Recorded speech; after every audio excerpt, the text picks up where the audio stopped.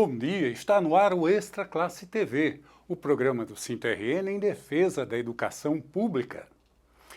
O SINTRN continua o mapeamento da juventude trabalhadora em educação. Se você tem até 35 anos de idade, peço que respondam ao nosso questionário. Na maioria das escolas já está lá o cartaz fixado nos murais, então tem um QR Code. Você direciona o seu celular para o QR Code, a câmera, e que vai abrir um link. E nesse link você tem a oportunidade de colaborar com a nossa pesquisa. O secretário estadual da Fazenda, Cadu Xavier, declarou à imprensa que o reajuste do piso dos professores desequilibrou as contas do Estado. A declaração foi rechaçada tanto na educação quanto nas demais áreas do serviço público estadual. Esse é o tema da entrevista que você vai ver agora com a coordenadora geral do SINTRN, professora Fátima Cardoso. Bom dia, Fátima. Bom dia, Leilton. Bom dia a todos os telespectadores, em especial os trabalhadores e trabalhadoras em educação.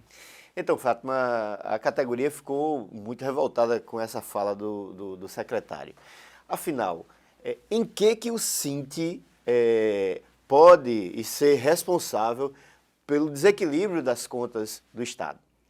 Olha, primeiro dizer que foi muito infeliz a fala do secretário e que, de fato, remeter ou responsabilizar o servidor público, em especial os trabalhadores e trabalhadoras em educação, na verdade, não entender que o Estado tem o maior serviço, Leilton, que é o da educação. E nós temos hoje 596 escolas com os IFs que estão em processo de construção e atende a uma demanda muito grande de estudantes, mais de 200 mil estudantes. Então, não é possível se fazer educação sem que a gente tenha investimento, né? E gerou esse desconforto, esse mal-estar. Por quê? Porque exatamente a gente tem prestado esse serviço, com renúncia, inclusive.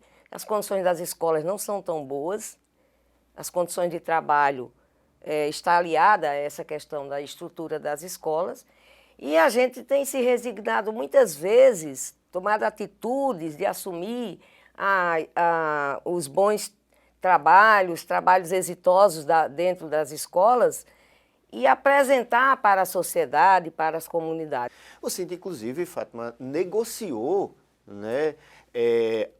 o parcelamento do que tinha direito para a categoria, de acordo com a lei do piso salarial.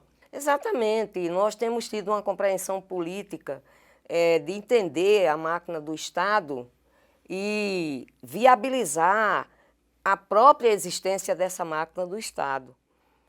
Ao negociarmos o parcelamento do piso, que desde o primeiro ano do mandato da governadora, nós já estamos no segundo mandato, a gente tem tido o parcelamento, e isso é compreender. Mas não justifica de maneira nenhuma, em nenhum momento, esse ato do secretário de querer responsabilizar a nossa categoria.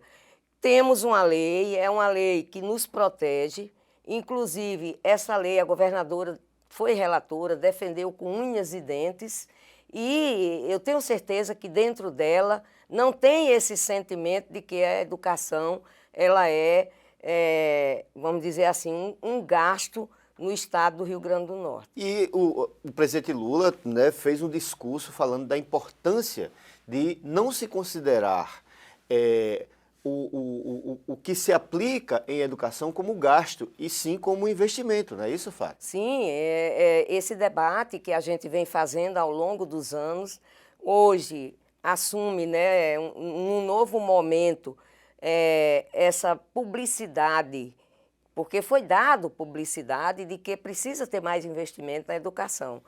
E associando isso também ao tamanho do serviço que é a educação, a importância que tem a educação para o povo brasileiro, para o mundo, né? Os países que de primeiro mundo, aí investe em educação, investe muito, porque sabe que é a base de tudo.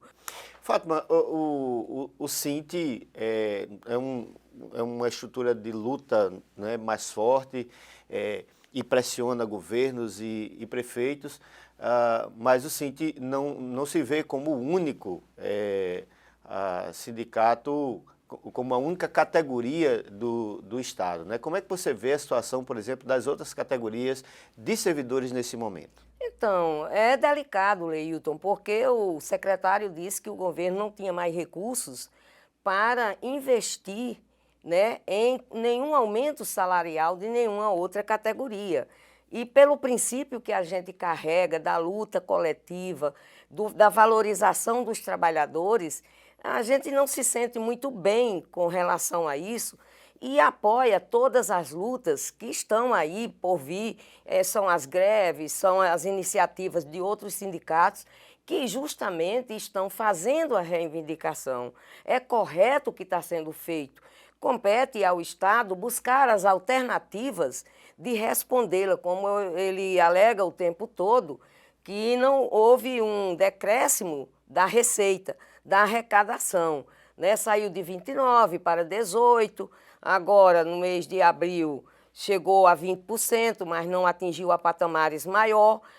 Aí ele tem que buscar, né, os gestores têm que buscar alternativa de viabilizar, né, exatamente esse desenvolvimento no Rio Grande do Norte, de forma a permitir que a arrecadação aumente e atenda as categorias. Então o Estado, né, tem esse papel de transformar essa realidade que eles estão vivendo numa realidade próspera para a valorização do serviço público. Ok, a gente vai para um rápido intervalo, voltamos já com o Extra Classe TV. O descumprimento da lei do piso gerou 67% de perdas salariais aos educadores e educadoras de Natal. Depois de meses de pressão do Sinte-RN, a Prefeitura ofereceu 7% de reajuste. Diante dos salários desintegrados, a proposta foi aceita como um suporte emergencial. Mas isso não significa que renunciamos aos 60% restantes. A luta pela recuperação salarial continua nas escolas, nas ruas e na justiça. Sinte-RN. Estamos de volta com o Extra Classe TV, o programa do Sinte-RN em defesa da educação pública. Hoje estamos conversando com a coordenadora geral do Sinte-RN, a professora Fátima Cardoso, que está falando aí acerca da declaração do secretário Cadu, que colocou os servidores e, sobretudo, a educação como responsáveis pelo desequilíbrio, pelo momento frágil das finanças do Estado do Rio Grande do Norte. Fátima, há uma discussão muito grande, né, acerca do papel do Estado e essa visão de que é preciso restringir os salários dos servidores para que o Estado cresça. Ela é frontalmente contra a visão do movimento sindical, não é isso? Sim. Olha, tem sido grandes os embates que a gente tem tido com essa concepção de Estado mínimo. O Estado, inclusive, que Bolsonaro instituiu. E a gente viu a perda que nós tivemos de 20 anos, aí não foi de 4 anos, foram de 20 anos para se recuperar tudo que se tinha, que se perdeu de ciência, que se perdeu de tecnologia, que se perdeu na formação, na valorização profissional e no papel do Estado. Né? Para nós, o Estado ele é um Estado promotor de bem-estar social, ou seja, promova serviços para a população. Eu dou como exemplo aí o caso do SUS, na época da pandemia. Se não fosse o SUS, nós não tínhamos tido 700 mil pessoas mortas, não. Nós tínhamos tido mais de milhões de pessoas mortas. Por quê? O SUS salvou muitas vidas. Muitas. Então, esse é o papel que o Estado deve ter, educação desde a pré-escola, educação infantil, a partir da creche. Fátima, outra coisa que passa muito, né, quando se fala de pagar, de investir dinheiro em recurso humano no servidor, é como se o servidor e a servidora ele recebesse um dinheiro em concorrência com os outros serviços prestados para o Estado. É como se não fosse importante, por exemplo, para a mãe que está nos assistindo agora, levar o seu filho, sua filha para a escola e encontrar lá uma professora, um professor que esteja dando seu expediente, que esteja trabalhando, que esteja satisfeito, não é isso? É verdade. Esse é um princípio que eu chamo da contradição, Leilton. A sociedade não observa, o Estado não tem também observado, de que quanto mais você trabalha feliz, mais você produz. Quanto mais o Estado investe na sua capacitação, mais você presta um melhor serviço ao Estado. Então, na medida em que um pai, uma mãe, um aluno observa que a escola ela está recebendo investimentos, os professores estão sendo valorizados e todos os dias se constroem práticas pedagógicas importantes. A descoberta, por exemplo, a ciência ela se inicia lá na pré-escola. Na pré-escola você já vai falando de ciência. E o país ele precisa descobrir aquelas pessoas que têm esse potencial para a ciência, para a arte, para a cultura, para desenvolver, vamos dizer assim, tecnologias de ponta, né? Hoje, por exemplo, só se fala na inteligência artificial. Nosso país tem que caminhar para isso. E para caminhar é preciso que o pai e a mãe cheguem na escola, deixem seu filho e a escola esteja lá produzindo este conhecimento. Se for diferente, a gente vai constituindo atrasos e gerações vão tendo prejuízos. Para concluir, Fátima, a gente sabe que realmente o que o governo Bolsonaro determinou de queda, né, no ICMS, ele impactou todos os estados e que realmente há uma crise que tenha origem nessa medida eleitoreira, né, do governo Bolsonaro. Como é que o Cinti se posiciona, né, ao saber que é justo o que se recebe, que inclusive recebe ainda, a categoria recebe pouco, mas o Estado está enfrentando essa dificuldade financeira? Com muita responsabilidade, Leilton, é por isso que a gente tem tido, né, vamos dizer assim, no cotidiano nosso, não é a paciência, mas é a avaliação da conjuntura local, da conjuntura nacional, daquilo que está se passando, como está se passando, né? Quando foi criado, por exemplo, o teto de gastos pela emenda constitucional 95, né, a gente teve uma preocupação que foi no governo Temer, depois seguido por Bolsonaro, e agora para quebrar esse vaso é muito difícil de quebrar. Está aí o arcabouço, né, sendo votado, enfim. O que eu quero dizer é que, na verdade, o sindicato ele tem tido não só a responsabilidade, como a compreensão. Quando a gente negocia um piso de 14,95 em 3 parcelas, é porque a gente está reconhecendo que o Estado não está tão bem das pernas financeiras como a gente desejaria. Ok. Nós conversamos com a coordenadora geral do Cinti-RN, a professora Fátima Cardoso. Fátima, muito obrigado por sua participação.